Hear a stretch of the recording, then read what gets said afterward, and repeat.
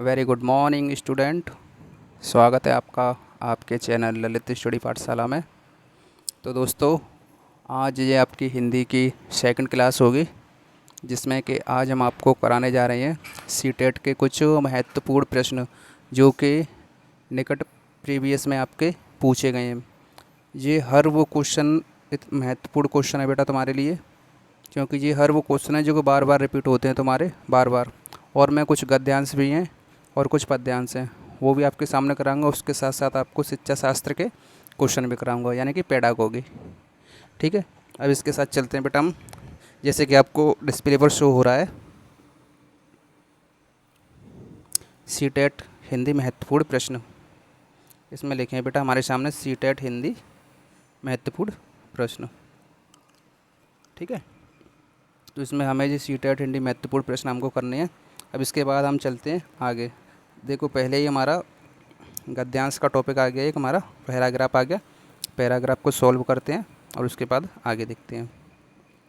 तो first of all हमारे पास दे रखा है ये निर्देश। निर्देश में क्या दे रखा है कि निर्देश में दे रखा है निम्नलिखित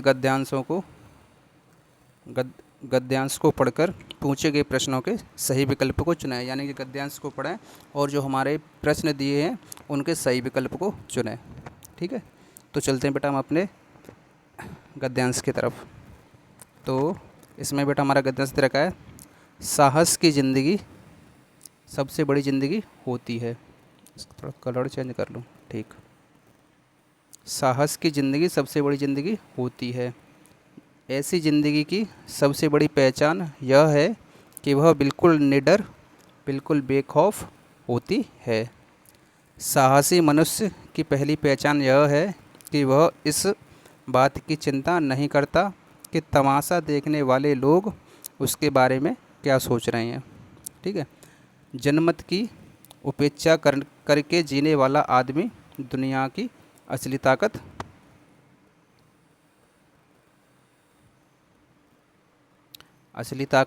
होता है।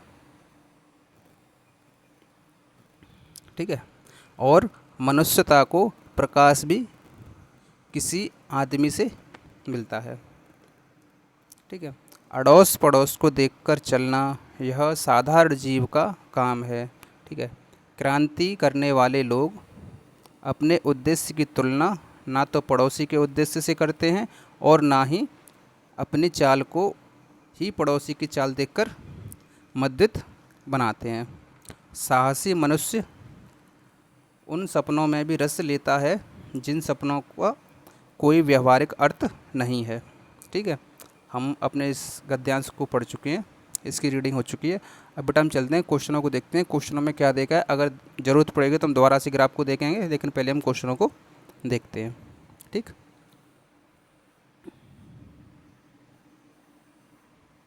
ठीक है, तो हमारा बेटा फर्स्ट वाला क्वेश्चन क्या दे रखा है हमारे पास। इसमें दे रखा है फर्स्ट क्वेश्चन में, किस प्रकार की ज़िंदगी सबसे बड़ी ज़िंदगी कही गई है। यानी कि किस प्रकार की ज़िंदगी सबसे बड़ी ज़िंदगी कही गई है। ठीक है, तो हमारे पास ऑप्शन दे रखे हैं, क्या समझौतावादी ज़िंदगी, या सादगीपूर्ण ज़िंदगी, या अवसरवादी ज़िंदगी, या साहस की ज़िंदगी। हमारे पास चार ऑप्शन दे रखे हैं। ठीक है, तो जिसमें सबसे बड़ी बात इसमें देखो साहस की बात की गई है। जो हमारी साहस वाली ज़िंदगी होती है वही कहा है हमने, जो ग्राफ पढ़ा था उसमें। ठीक है, तो इसका आंसर बेटा हो जाएगा डी। ठीक है, चलते हैं नेक्स्ट क्वेश्चन पर। ठीक है,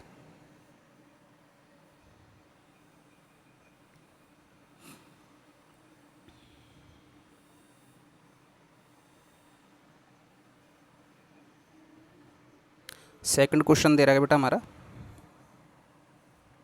कि साहसी मनुष्य की पहली पहचान यह है कि वह सदा आगे बढ़ने की सोचता रहता है, बाधाओं से घबराता है, या लोगों की परवाह नहीं करता, या बिल्कुल लापरवाह होता है।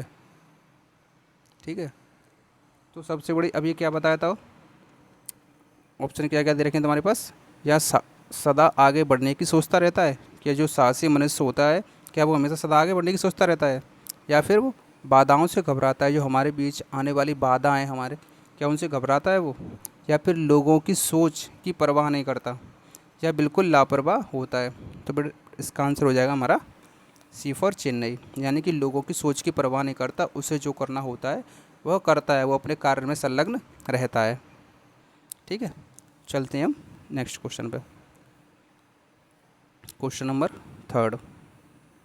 क्वेश्चन नंबर थर्ड क्या दे रखा है? क्वेश्चन नंबर थर्ड कह रहा है बेटा हमारा कि दुनिया की असली ताकत किस प्रकार के लोग होते हैं। जो दुनिया की असली ताकत के बारे में जानकारी की गई बेटा, दुनिया में असली ताकत किस प्रकार के लोग होते हैं। ठीक है, तो क्या जनमत की उपेक्षा करके जीने वाले, जनमत की उपेक्षा करके जीने वाले, या सब लोगों की सलाह मानने वाले, या फिर मनुष्यता को महत्व ना देने वाले, या पड़ोसी की बात सिर झुकाकर मानने वाले। क्या हमें पड़ोसी के पास सिर झुका के माननी चाहिए? नहीं, हो सकता है वो गलत सलाह दे रहा हो हमें, इसलिए हमें जनमत की उपेक्षा करके जीने वाले। इसका सही आंसर हो जाएगा बेटा जनमत की उपेक्षा करके जीने वाले, ऑप्शन ए। ठीक है, चलते हैं क्वेश्चन नंबर थर्ड की तरफ। क्वेश्चन नंबर थर्ड हो गया हमारा। अब चलते हैं क्वेश्चन नंबर फोर्थ की तरफ। ठीक है बेटा, तो क्वेश्चन नंबर फोर्थ में क्या दे रखा है हमारा?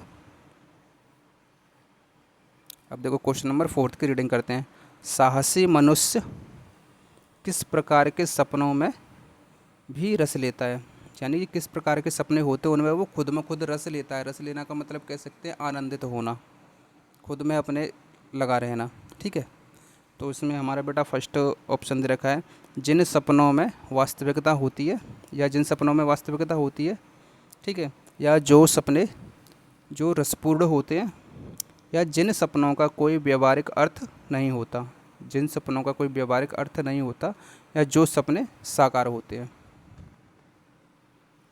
ठीक है, तो इसका बेटा आंसर होगा हमारा सी फॉर चेन्नई, यानी कि जिन सपनों का कोई व्यवहारिक अर्थ नहीं होता, मनुष्य उन्हीं प्रकार के सपनों में रस लेता है। ठीक है, साहसी मनुष्य। ठीक, तो अब हम चलते हैं क्वेश्चन नंबर फिफ्थ पर। ठीक है, ये हमारा फोर्थ नंबर क्वेश्चन फिनिश हो गया। Question number 5। ठीक है, क्वेश्चन नंबर 5 में क्या दे रखा है? फर्स्ट ऑफ ऑल कि अड़ोस पड़ोस को देखकर चलना, ठीक है, यह डैश डैश डैश का काम है। अड़ोस पड़ोस को देखकर चलना किसका काम है? क्रांति करने वाले लोगों का, क्रांति करने वाले लोगों का, या साहसी लोगों का, या साधारण जीव, या हिंसक लोग। क्या ऑप्शन दे रखे हैं हमारे? क्रांतिकारी यानी कि क्रांति करने वाले लोग, जो क्रांति करते हैं यानी कि वो उनको डर नहीं होता, वो सबसे लड़ने के लिए तैयार रहते हैं, या फिर एक साहसी लोग, ठीक है, या फिर साधारण जीव, या फिर तुम्हारा हिंसक लोग। तो इसका बेटा आंसर क्या हो जाएगा? इसका आंसर हो जाएगा आपका साधारण जीव। क्या हो जाएगा? साधारण जीव। सी फॉर चेन्नई आंसर हो जाएगा हमारा सही बेटा इसका। ठीक है, चलते हैं अब हम नेक्स्ट क्वेश्चन की तरफ। Question number 6। क्वेश्चन नंबर 6 में देखो क्या पूछा है इसने। इसने पूछा है निडर शब्द का समानार्थी शब्द बताइए, यानी निडर का समानार्थी। अलग अलग टाइप से होते हैं, समानार्थी अलग होता है जो सेम होता है, और विलोमार्थी होता है उल्टा विपरीतार्थी। ठीक है, तो जब समानार्थी की बात कर रहा है, ठीक है, तो हम देखते हैं इसका या निडर का या तो डरपोक होना चाहिए समानार्थी, या कायर होना चाहिए, या फिर तुम्हारा साहसी होना चाहिए, या भयभीत होना चाहिए। अब बताओ क्या होगा? तो बेटा निडर का क्या होना चाहिए? साहसी। निडर शब्द का समानार्थी शब्द क्या हो जाएगा? साहसी। ये हमारा इसका राइट आंसर हो जाएगा। ठीक है, इसके बाद चलते हैं नेक्स्ट क्वेश्चन पे। Question number 7। 7 में क्या दे रखा है तुम्हारा? ताकत का विलोमार्थी शब्द। हाँ बेटा, हम चल रहे थे ताकत का विलोमार्थी शब्द है। क्वेश्चन नंबर 7, ताकत का विलोमार्थी शब्द होता है या शब्द है? तो उसमें बेटा क्या हमारा ताकत का विलोमार्थी निर्बलता होना चाहिए, या अधिकार होना चाहिए, या शक्ति होना चाहिए या क्षमता होना चाहिए। तो इसमें देखते हैं बेटा, शक्ति तो होगा नहीं तुम्हारा, क्षमता भी नहीं होगा यानी कैपेसिटी नहीं होगी, अधिकार भी नहीं होगा, इसलिए इस ताकत का विलोमार्थी हो जाएगा बेटा निर्बलता। जिस ताकतवान होगा तो उसका विपरीत क्या होगा, निर्बल होगा, जिसमें बल नहीं होगा। ठीक, इससे आगे चलते हैं क्वेश्चन नंबर 8 पर। ये पूछ रहा है बेखौफ का अर्थ है, किसका, बेखौफ। बेखौफ यानी कि जिसमें कोई खौफ ना हो, जिसको किसी चीज़ का खौफ ना हो, उसका अर्थ क्या होगा, उसका अर्थ सीधा सीधा होगा भाई निर्भय। ठीक है, जो निर्भय होगा, निर्भीक होगा। ठीक, बेखौफ का अर्थ। अब चलते हैं क्वेश्चन नंबर 9 पर। क्वेश्चन नंबर 9 देखते हैं बेटा, इसमें क्या दे रखा है। क्वेश्चन नंबर 9 में दे रखा है तुम्हारा,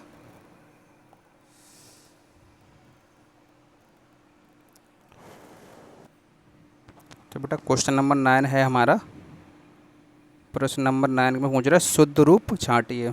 शुद्ध रूप यानी कि हमने जब लोग पैराग्राफ चढ़ा था उसमें शुद्ध रूप क्या था तुम्हारा, मध्यम, मध्यम या मध्यम या मंदिर या मध्यम। तो बेटा इसका आंसर क्या होना चाहिए, आप बताइए आपके अकॉर्डिंग क्या होना चाहिए। मध्यम यानी कि सेकंड वाला। ठीक है, अब चलते हैं क्वेश्चन नंबर नेक्स्ट पैराग्राफ पे। लगता है नेक्स्ट पैराग्राफ आ गया तुम्हारा। ठीक है, तो नेक्स्ट पैराग्राफ पर चलते हैं। यानी कि इसमें दे रखा है, निर्देश दे रखा है। निर्देश में क्या दे रखा है तुम्हारा, का निम्नलिखित काव्यांश को पढ़कर उसमें पूछे गए प्रश्नों के उत्तर दीजिए। ठीक है, तो क्वेश्चन नंबर 10 से लेकर 15 तक हमारे पैराग्राफ नंबर 2 में है। ठीक है, तो अब इसको रीडिंग करते हैं और देखते हैं। ठीक है, इसके क्वेश्चन आंसर। तो इसमें पहले रीडिंग करते हैं। इसमें दे रखा है, चंदा तारों की सहज कांति नदियों में है मुस्कान भरी, है पवन झकोरों में दुलार खेतों में है दौलत बिखरी। दौलत बिखरी होने का मतलब फसल, खेतों में फसल बिखरी हुई है यानी कि दौलत बिखरी हुई है। ठीक है, पग पग में विश्वास भरा है यानी कि पैर पैर पर, कदम कदम पर विश्वास भरा हुआ है। किसके लिए, अपनी फसल के लिए। ठीक, अब चलते हैं। तब से है ये जीवन निखरा, तब से है ये जीवन निखरा, प्रखर कर्म का पाठ सतत पढ़ाती मैं भारत माता, पढ़ाती मैं भारत माता हूँ। मैं ब्रज सदृश विपदाओं को अनायास सह लेती हूँ, सुधा दान कर औरों को मैं विष कर मुस्कराती हूँ। ठीक है, मैं विष पीकर मुस्कराती हूँ, धीरज का पाठ पढ़ाती हूँ, गौरव का मार्ग दिखाती हूँ। आगे चलते हैं। मैं सहज बोध में सहज शक्ति, सुविवेक भारत माता हूँ। ठीक है, अब चलते हैं हम प्रश्नों की तरफ। तो प्रश्न नंबर हमारा, क्वेश्चन नंबर 10 कह रहा है बेटा हमारा कि, प्रश्न नंबर 10 कह रहा है कि यहाँ नदियों और हवाओं में क्या है। क्या नदियों और हवाओं के बारे में बात की है कि इनमें बेटा क्या है। तो इनमें क्या होगा, या कटुता का भाव होगा, या मुस्कान और दुलार होगा, या जल और नमी होगी, या दुस्साहस और सुंदरता। तो बेटा इसका आंसर हो जाएगा हमारा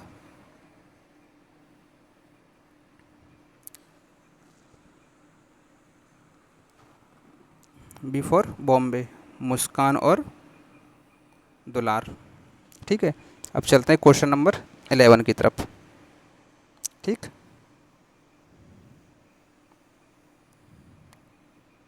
तो क्वेश्चन नंबर 11 दे रखा है बेटा, खेतों में बिखरी, खेतों में दौलत बिखरी होने का तात्पर्य क्या है। खेतों में फसल लहलहा रही है, खेतों में फूल मुरझा रहे हैं, या फिर खेतों में फसल सूख रही है, या खेतों में धन गड़ा है। तो बेटा अभी मैंने बताया था जब हम पढ़ रहे थे कि खेतों में फसल लहला लहला रही है। ठीक है, इसका आंसर ये हो जाएगा, खेतों में फसल लहला रही है यानी कि बिखरी दौलत। दौलत में बताया था खेतों की दौलत क्या होती है बेटा, जो हमारी फसल होती है। ठीक है, यानी कि जो हमारी फसल खेतों में लहला रही है वही हमारी दौलत होती है। ठीक, अब चलते हैं नेक्स्ट क्वेश्चनों पर। Question number 12। ठीक, ये कह रहा है भारत माँ को स्वविवेकी क्यों कहा गया है।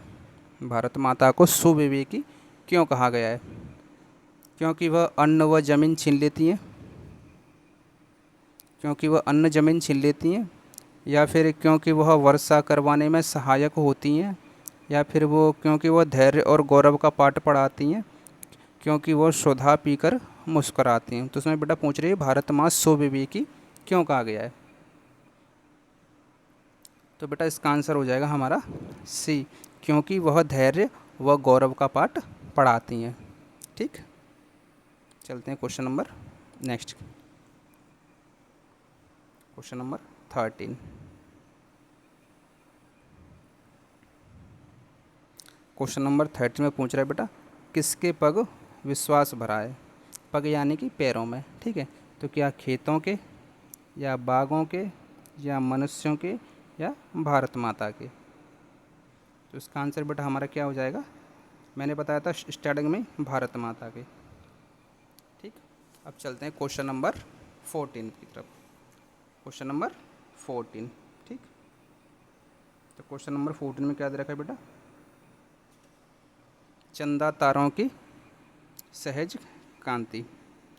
चंदा तारों की सहज कांति पंक्ति में निहित अलंकार है। तो बेटा इसमें अलंकार की बात की गई है, तो क्या बेटा हमारा यमक अलंकार हो जाएगा, या उपमा अलंकार हो जाएगा, या रूपक अलंकार हो जाएगा, या अनुप्रास अलंकार हो जाएगा। तो इसमें बात किसकी की गई है बेटा, चंदा तारों की सहज कांति, यानी कि उपमा हो रही है। ठीक है, इसमें हमारा आंसर हो जाएगा बेटा उपमा। ठीक, चलते हैं नेक्स्ट क्वेश्चन की तरफ। Question number 15। तो बेटा इसमें पूछा है, बेटा प्रखर का अर्थ नहीं है। प्रखर, तो इसमें पूछा प्रखर का अर्थ नहीं है। तो बेटा प्रखर का अर्थ सहनशील नहीं होता है। प्रखर का मतलब प्रचंड भी होता है, प्रखर का मतलब तीक्ष्ण भी होता है, कुशाग्र भी होता है, लेकिन सहनशील नहीं होता। इसलिए इसका आंसर बेटा डी वाला हो जाएगा, सहनशील। ठीक है, अब चलते हैं क्वेश्चन नंबर 16 से। तो बेटा यहाँ से हमारे पेडागोगी के क्वेश्चन स्टार्ट होते हैं, जिन्हें कि हम शिक्षा शास्त्र कहते हैं। अब बेटा हम यहाँ से हम क्वेश्चनों को अच्छे से पढ़ेंगे और उनके बारे में थोड़ा सा समझेंगे। ठीक है, तो क्वेश्चन नंबर है हमारा 16। तो क्वेश्चन नंबर 16 कह रहा है बेटा हमारा कि बोली और लहजे के बारे में कौन सा कथन सही है।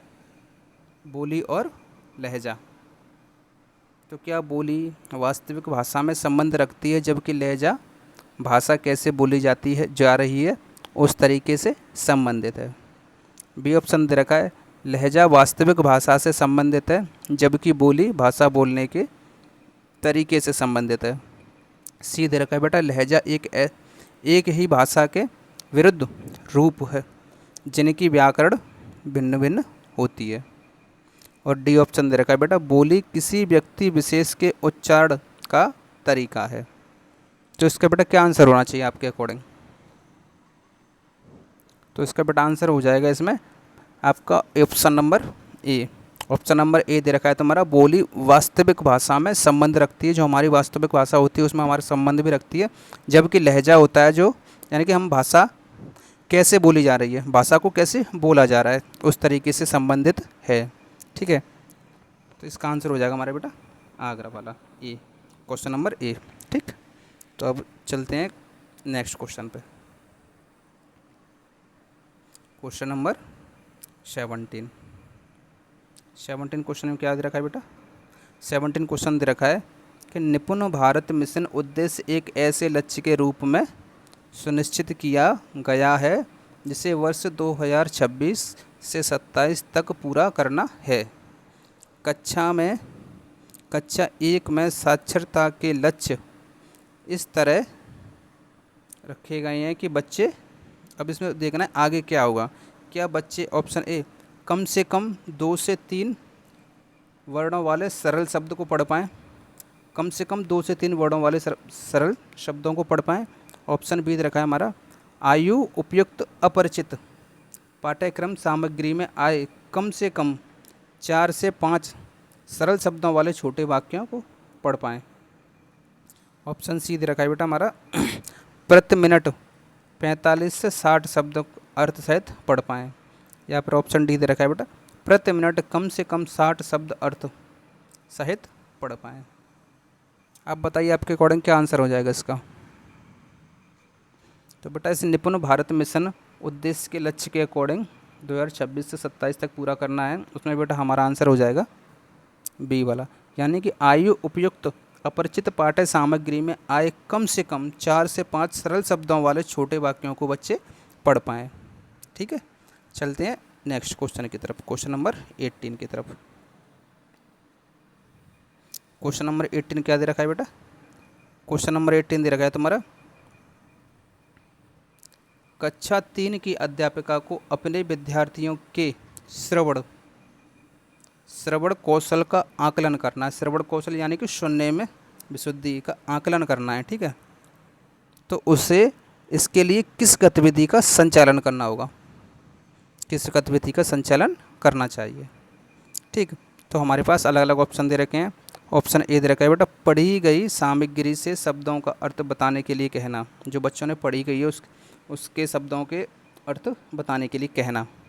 ठीक है, और बी दे रखा है बेटा सुनाई गई कहानी पर चित्र बनाने के लिए कहना। हमने एक कोई कहानी सुनाई, उस पर कहना बेटा उस पर कोई ना कोई एक फिगर बनाओ, एक चित्र बनाओ उसके ऊपर। ठीक है, तीसरा दे रखा है बेटा सी ऑप्शन दे रखा है विद्यार्थियों को 4 से 5 वाक्यों में स्वयं का परिचय देने के लिए कहना।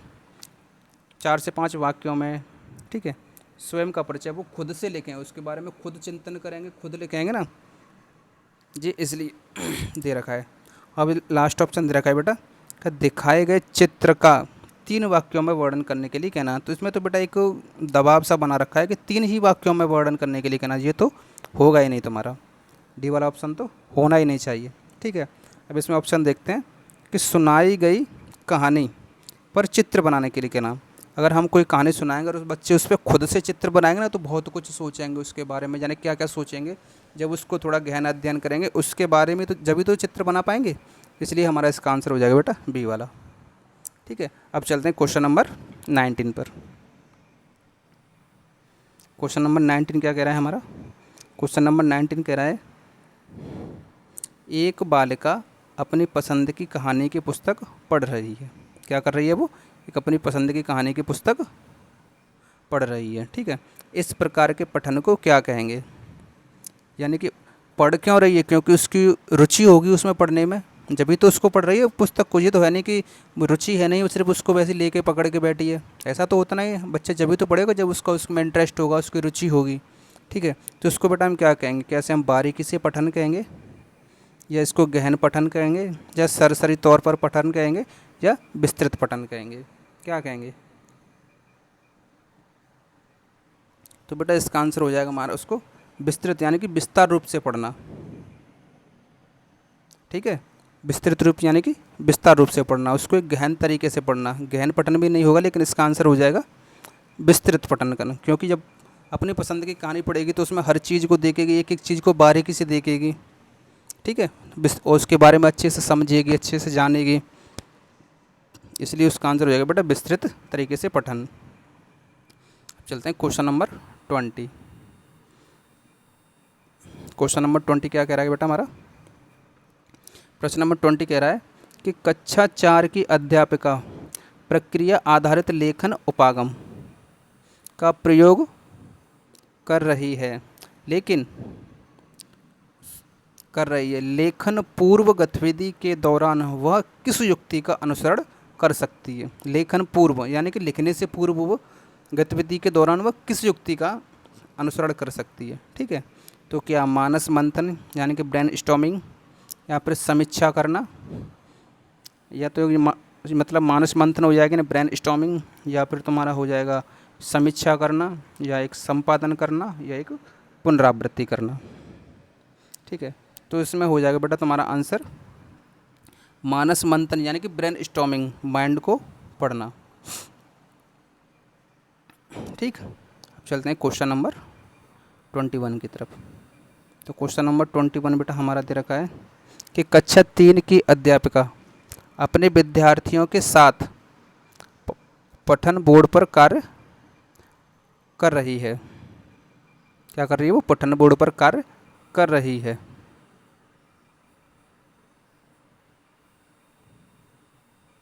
तो वह किस युक्ति का अनुसरण कर सकती है?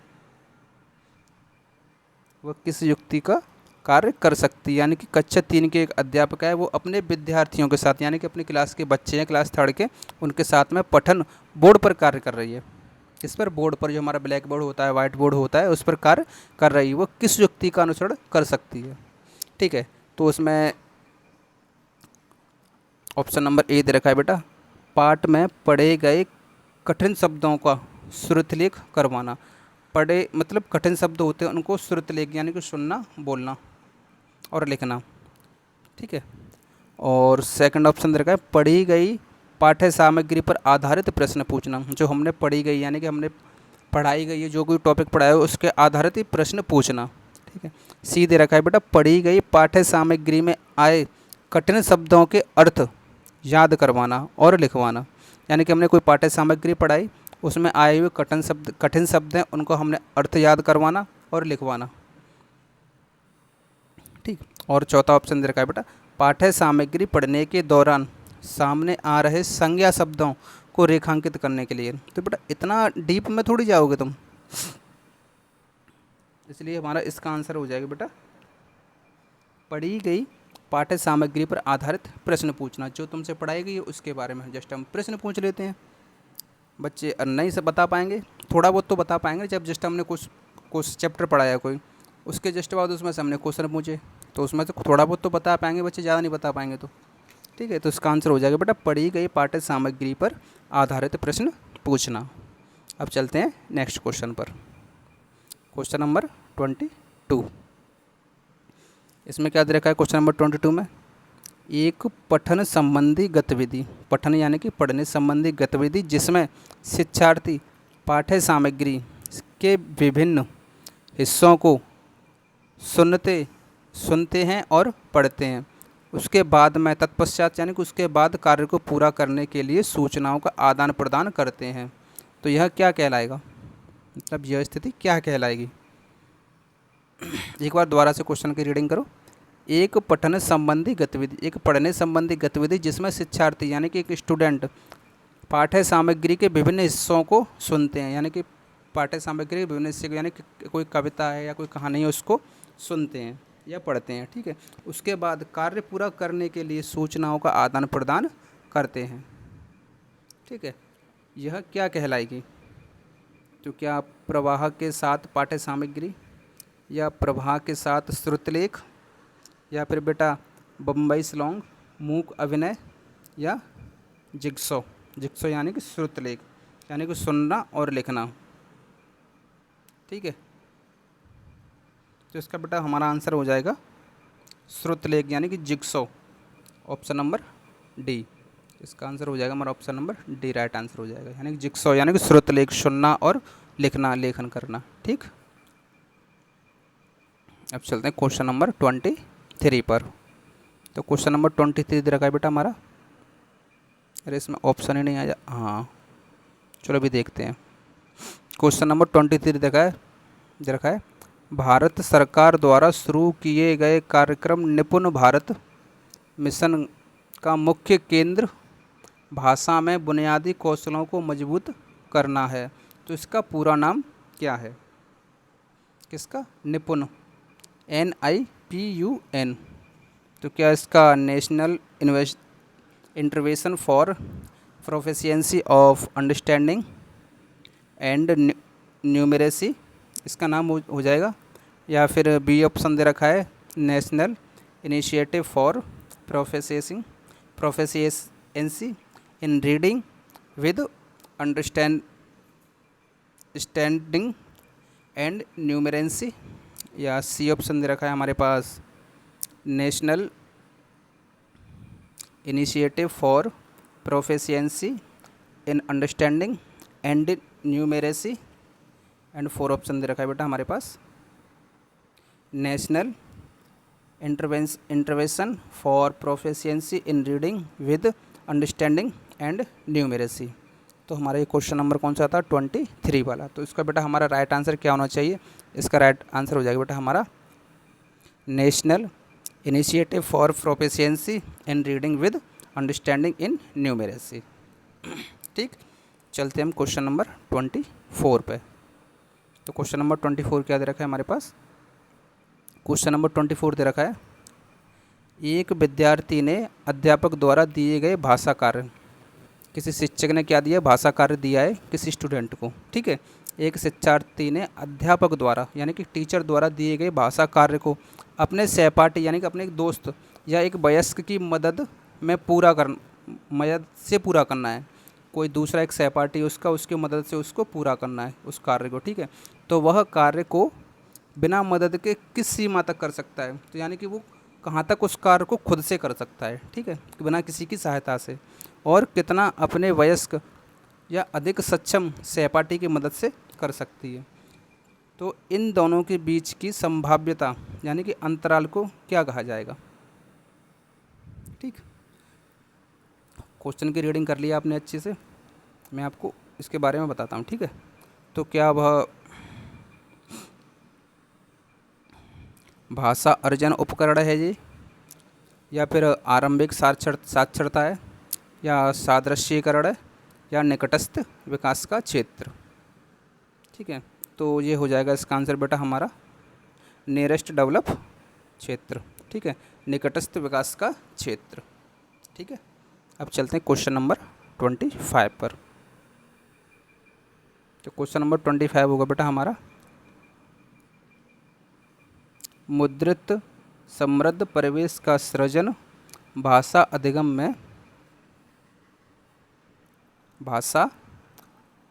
में मदद करता है। कक्षा में इस प्रकार का प्रवेश सृजित करने के लिए अध्यापक को क्या करना चाहिए? यानी कि मुद्रित समृद्ध परिवेश का सृजन, ठीक है, भाषा अधिगम में मदद करता है। इस कक्षा में इस प्रकार का प्रवेश सृजित करने के लिए अध्यापक को क्या करना चाहिए? ठीक है, तो हमारे पास ऑप्शन ए दे रखा है, विद्यार्थियों को पुस्तक व अन्य पाठ्य सामग्री पढ़ने के अवसर देने चाहिए। बेटा सीटेट एक ऐसा पेपर होता है जिसमें ऑप्शन तो सभी सही होते हैं, लेकिन हमें वो ऑप्शन देखना है जो सभी में सही है। ठीक है, तो इसमें फर्स्ट ऑप्शन दे रखा है, विद्यार्थियों को पुस्तक व अन्य पाठ्य सामग्री पढ़ने के अवसर देने। ये तो तुम्हारा सही है, प्लस पॉइंट देना, क्योंकि बच्चों को जितना अवसर दोगे उतना ही वह सीखेंगे। और आगे वाले और ऑप्शन देखते हैं। ठीक है, विद्यार्थियों को मुद्रित हस्तलेखन सीखने में मदद करनी चाहिए। ये भी सही है, लेकिन हमें देखना है कौन सा सही है। विद्यार्थियों को हस्तमुद्रण सीखने में मदद करनी चाहिए, हाँ ये भी सही है, लेकिन अपरिचित मुद्रित पाठ्य सामग्री के लिए नए शब्द सीखने के लिए कहना चाहिए। ठीक है, ये भी ऑप्शन सही है, लेकिन हमारा बेटा इसमें रियल में राइट आंसर हमारा हो जाएगा ए, क्योंकि बच्चे सबसे ज़्यादा जब सीखते हैं जब उनको अवसर दिया जाना चाहिए, उनको खुद से करने के लिए देना चाहिए। बच्चों को खुले वातावरण में छोड़ देना चाहिए जिससे कि वो खुद से करके सीखें वो। ठीक है, इससे हमारा आंसर हो जाएगा बेटा 25 का ए, यानी कि विद्यार्थियों को पुस्तक व अन्य पाठ्य सामग्री पढ़ने के अवसर देने चाहिए, अवसर प्रदान करने चाहिए। ठीक, क्वेश्चन नंबर अब 26 पर चलते हैं। क्वेश्चन नंबर 26, तो 26 में दे रखा है बेटा, निम्नलिखित में से कौन सा कम प्रथम भाषा अर्जन करने के चरणों का सही क्रम है? ठीक है, यानी कि भाषा अर्जन करने के चरणों का सही क्रम आपको बताना है। तो उसमें हमारे पास दे रखा है, ऑप्शन ए में दे रखा है, क्या बबलाना, या फिर 2 शब्द वाक्य चरण, या 1 शब्दीय वाक्य चरण, या संक्षिप्त वाक्य चरण। Option A. अब ऑप्शन बी दे रखा है बेटा, बबलाना, फिर 1 शब्दीय वाक्य चरण, उसके बाद 2 शब्दीय वाक्य चरण, फिर उसके बाद चरण संक्षिप्त वाक्य चरण। ठीक है, ऑप्शन सी क्या दे रखा है, सी और डी। ऑप्शन सी दे रखा है बेटा 1 शब्दीय वाक्य चरण, फिर उसके बाद दे रखा है बबलाना, उसके बाद 2 शब्दीय वाक्य चरण, उसके बाद संक्षिप्त वाक्य चरण। ठीक है, अब ऑप्शन डी क्या दे रखा है हमारे पास, 1 शब्दीय वाक्य चरण, 2 शब्दीय वाक्य चरण, उसके बाद बबलाना, फिर संक्षिप्त वाक्य चरण। हमारा क्वेश्चन नंबर कौन सा बेटा जी? Question number 26। तो इसका बेटा हमारा राइट आंसर क्या होना चाहिए? इसका हमारा राइट आंसर हो जाएगा बेटा इसका हमारा फर्स्ट वाला। पहले बबलाना, फिर वो 2 शब्द वाक्य चरण, उसके बाद 1 शब्दी वाक्य चरण आता है, फिर उसके बाद में संक्षिप्त वाक्य चरण आता है। ठीक है, तो इस ऑप्शन हमारा ए राइट हो जाएगा।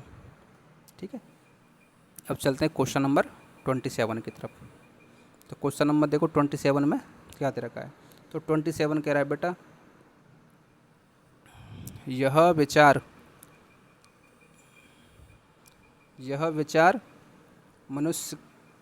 विचार कि मनुष्य सहजता भाषा अर्जन उपकरण के साथ जन्म लेते हैं, किसके द्वारा प्रतिपादित है?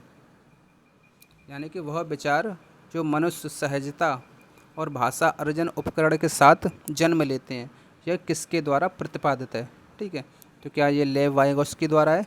किसकी बात की बेटा? भाषा की। या फिर नोम चॉम्स्की? जब बेटा लैंग्वेज की बात आती है तो हम अभी देखते हैं क्या आंसर होगा। और सी दे रखा है बेटा जीन पियाजे, डी दे रखा है बेटा जीरोम ब्रूनर। तो बेटा जहाँ भी हमारी लैंग्वेज की बात आती है, भाषा की बात आती है, तो बेटा हमारा नाम आता है नोम चॉम्स्की। तो बेटा हमारा राइट आंसर हो जाएगा बी। जब भी यहाँ भी लैंग्वेज की बात आती है, भाषा की बात होती है, बेटा हमारा आंख बंद करके नोम चॉम्स्की का नाम लगा देना, राइट आंसर हो जाएगा तुम्हारा। अब चलते हैं 28 वाले क्वेश्चन पे। ठीक है, तो 28 में दे रखा है बेटा, नए शब्द समझती है। कोई लड़की ही होगी और उनका प्रयोग भी करती है। यह रूब्रिका किसका आकलन करती है? रूब्रिका किसी लड़की का नाम है, वह किसका आकलन करेगा या करेगी? ठीक है, तो क्या वह उच्चारण का, व्याकरण का, या फिर किसी प्रवाह का, या शब्द भंडार का? क्वेश्चन नंबर 28, किस क्वेश्चन नंबर 28 ही होगा। हाँ, तो 28 का हो जाएगा बेटा, वह नए शब्द समझती है। नए शब्द समझने का मतलब और उनका प्रयोग करती, और रूब्रिका किसका आकलन करेगा? तो बेटा एक शब्द भंडारण होगा। ठीक है, यह क्या कहलाएगा? एक शब्द भंडारण या शब्दों का भंडार। अब चलते हैं क्वेश्चन नंबर 29 पर। तो क्वेश्चन नंबर 29 को देखते हैं। उसमें दे रखा है बेटा, निम्नलिखित में से कौन सी गतिविधि बच्चों के वाचन यानी कि बोलना, वाचन कौशल के आकलन हेतु प्रयुक्त नहीं की जानी चाहिए? ठीक है, तो पढ़े गए पाठ से शब्द के अर्थ बताओ। ठीक है, पढ़े गए पाठ से शब्द के अर्थ बताओ। ऑप्शन ए दे रखा है। ऑप्शन बी क्या दे रखा है? आप जिन परिधान को बहुत अधिक पसंद करती हैं कि उसके बारे में बताओ। आप जिस भी परिधान को, जिस भी टॉपिक को, जिस किसी को भी अत्यधिक पसंद करते हो उसके बारे में बताओ। जब किसी को आप ज़्यादा पसंद करोगे, उसके बारे में आपको नॉलेज भी होगी, तो उसके बारे में बताना। सी दे रखा है, अपने आप का 4-5 वाक्यों में परिचय दो। अपने खुद का 4-5 वाक्यों में परिचय देना। जब दिखाई जा रहे चित्र पर 3 वाक्यों में वर्णन करो। तो बेटा इसका सबसे सहज आंसर होगा तुम्हारा ऑप्शन ए, यानी कि पढ़े गए पाठ में शब्दों के अर्थ बताओ। आपने जो क्वेश्चन चैप्टर पढ़ा, कोई भी चैप्टर की रीडिंग की, तो रीडिंग की होगी, तो उसमें आपने क्वेश्चन अलग अलग शब्द भी देखे होंगे, उनके अर्थ भी बताना। बहुत सिंपल सा आंसर है इसका। और क्वेश्चन नंबर 29, क्वेश्चन नंबर 29 पर चलते हैं। वो 29 हो गया, अब लास्ट वाला रह गया बेटा 30। सॉरी, माफ़ी चाहते हैं। ठीक है, अब क्वेश्चन नंबर 30। अब देखो 30 क्वेश्चन में क्या दे रखा है? वह कौन सा भाषा विकार है जिसमें व्यक्ति उचित तरीके और उचित कम से कम शब्द नहीं रख पाता? उचित कम से शब्द नहीं रख पाता है। यह भाषा बोलने व समझने को प्रभावित करता है। कम नहीं बेटा, उचित क्रम है जी, उचित क्रम से शब्द नहीं रख पाता है, यानी कि एक सीक्वेंस में, यानी कि क्रम में नहीं रख पाता है। तो भाषा बोलने और समझने के तरीके को किसको प्रभावित करता है? क्या वो डिस्प्रैक्सिया को प्रभावित करता है, या डिस्फ्रेजिया को प्रभावित करता है, या डिसरर्थिया को वो करता है, प्रभावित करता है या डिसकैलकुलिया। तो बेटा डिसकैलकुलिया तो हम जहाँ भी यूज करते हैं, मैथ के लिए यूज करते हैं। तो हमारा बेटा आंसर हो जाएगा डिस्फ्रेजिया, ऑप्शन नंबर बी, इसका आंसर हो जाएगा डिस्फ्रेजिया। ठीक है बेटा। तो आज के हमारे इतने ही क्वेश्चन थे, शायद ये हमारा लास्ट क्वेश्चन है। हाँ, thanks for watching, thanks for, आपने क्वेश्चनों को देखा, अच्छे से समझा। और प्लीज़ आपसे विशेष अनुरोध है, इस चैनल को सब्सक्राइब कीजिए। ये यूट्यूब चैनल आपका, ये आपका अपना चैनल है, इसको सब्सक्राइब कीजिए और चैनल को लाइक कीजिए, लाइक दीजिए, कमेंट भी कीजिए और इसके चैनल को शेयर भी कीजिए। बहुत बहुत धन्यवाद आपका वीडियो देखने के लिए। और ऐसे क्वेश्चन आपको मिलते रहेंगे। बहुत जल्द हम और भी सुधार करने की कोशिश करेंगे और भी बेहतरीन से बेहतरीन क्वेश्चन लाने की कोशिश करेंगे। Thank you.